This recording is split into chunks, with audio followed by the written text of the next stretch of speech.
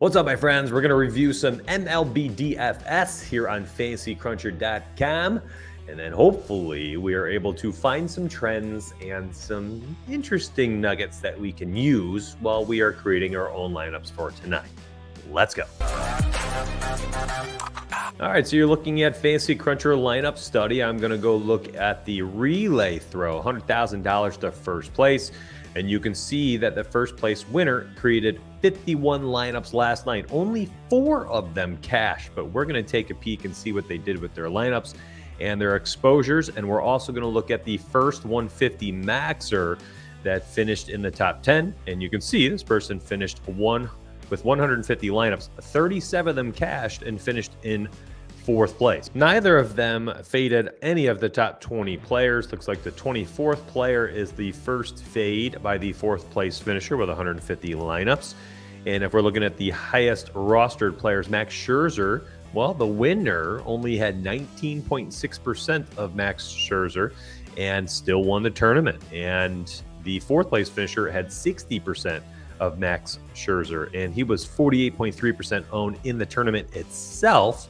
Yesterday had himself a day scoring 33.95 fantasy points in 93 pitches. What a stud. Aaron Nola had a ton of strikeouts yesterday, had 7 in 7 innings, had 2 bad innings, gave up 3 in the 5th and then 2 more in the, I believe, the 7th. Other than that, was basically pitching a gem of a game and then just kind of had those 2 duds. So that's kind of how it works with Aaron Nola. He'll get you your strikeouts, he'll get you your innings, and then hopefully he just doesn't get smacked around a couple times or an inning or 2. And he did last night, unfortunately. Now, when we look at the actual winning lineups and then go look at their player pools, they did different things. The first place finisher winning lineup had a 1-2-7-8, so a 7-8 wraparound 1-2 stack for a 4-player Padres stack with no team on the other side. Miles Mikolas, Max Scherzer were the pitchers. Mikolas had himself a very nice day, 24.9 fantasy points. And then the Padres, 4-player stack, very well, did very well. Jake Cronenworth, 24. Manny Machado scored 17.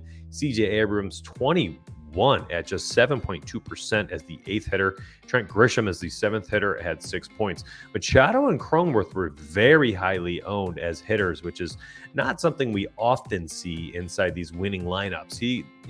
They combined for 62.2% ownership, and they scored 41 points, and it worked. It worked out. Worked very well. It was a $99,985 decision to have them in there and to get that type of profit. Pretty wild to have that type of ownership for 2 hitters inside a higher owned stack as well.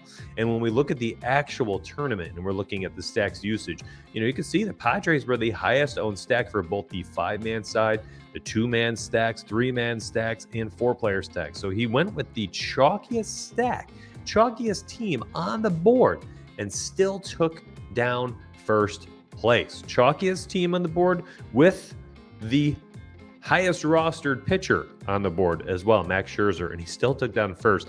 One of those scenarios that you're like, nah, that can't happen, can it? Will that happen?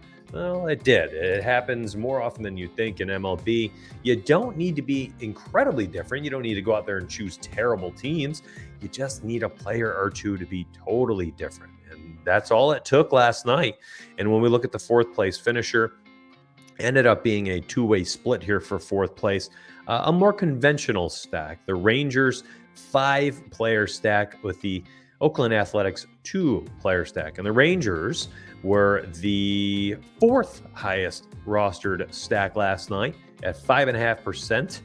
5-player stacks were created with the Texas Rangers. And then the Oakland 2-man stack was actually the 4th lowest rostered stack last night. So a very conventional approach where you have 2 highly owned pitchers, Aaron Nola and Max Scherzer. The 2 highest owned pitchers actually were both jammed in there as his pitching choices. And then he just got different with his stacks. And, this is kind of how a lot of professional DFS players make their lineups. They go with 2 highly optimal approaches at the pitcher spots, and then they get a little bit different with their bats and their stacks. Well, that worked out just fine. 4th place, missed out by 7.3 3.36 points to take first place, but still a very nice finish. Made some profit. And you can see the conventional approach ended up in the top 5, and a very non-conventional approach ended up being in first place. Now, what's the takeaway? Well, as usual, I think it just kind of tells you to stay flexible. Things will change in DFS, things will change in MLB, and you just have to be prepared to capture the trends when we see them. Today's trends just kind of align with where we've been for most of the season. You got a lot of people using the optimal pitcher, which was Max Scherzer last night, ended up in both lineups and teams that we reviewed for both users. And then you saw two different approaches with the stacks, a very non-conventional 4-player Padres stack with nobody on the other side. 4 other one-offs took down first place. And then you saw a very conventional 5-2 stack with 2 under-owned teams take fourth place. So it doesn't matter really how you're building. It just matters what you're doing with your stacks and your exposures.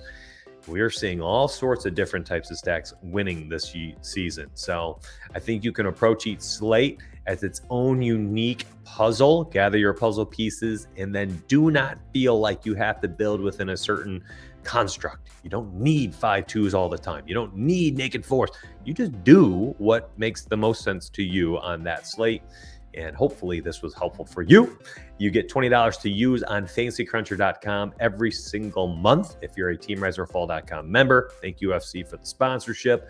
And to our members, we thank you. We humbly thank you for your support. I'll see you on the inside, my friends. Have a great day.